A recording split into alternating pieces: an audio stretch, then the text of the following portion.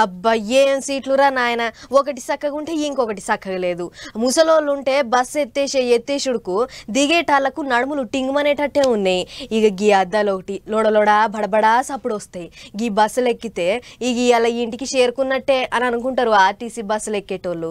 కానీ అసొంటి తిప్పలు ఉండొద్దనే కొత్త బస్సులు పట్టుకొచ్చిర్రు సర్కారు వాళ్ళు. ఇక బస్సులు ఎట్లున్నాయి గా కథ ఏందో అంత అరుచుకొని వద్దాం పారి. తెలంగాణలో షెయి పార్టీ ఎలుగులైనాక ఆడోళ్లకు బస్సుల్లో పిరి ప్రయాణం అన్న ముచ్చట అందరికి అనుకున్నదే కదా. ఆడోళ్ళందరూ బస్సులో పోతుంటే అందరం చూసిన వాళ్ళమే కదా.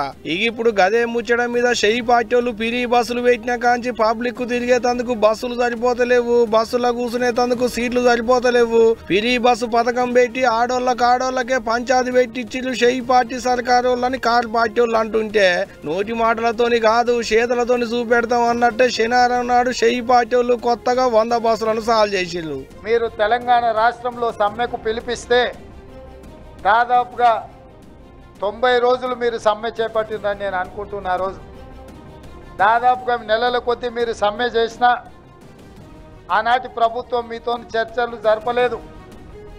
36 మంది కార్మికులు తెలంగాణ రాష్ట్రంలో సమ్మె సందర్భంగా చనిపోయినరు. కనీసం ఆ కుటుంబాలను ఆదుకోవాలన్న ఆలోచన కూడా ఆనాటి ప్రభుత్వాలు ఆలోచన చేయలే. అది విన్నారు కదా.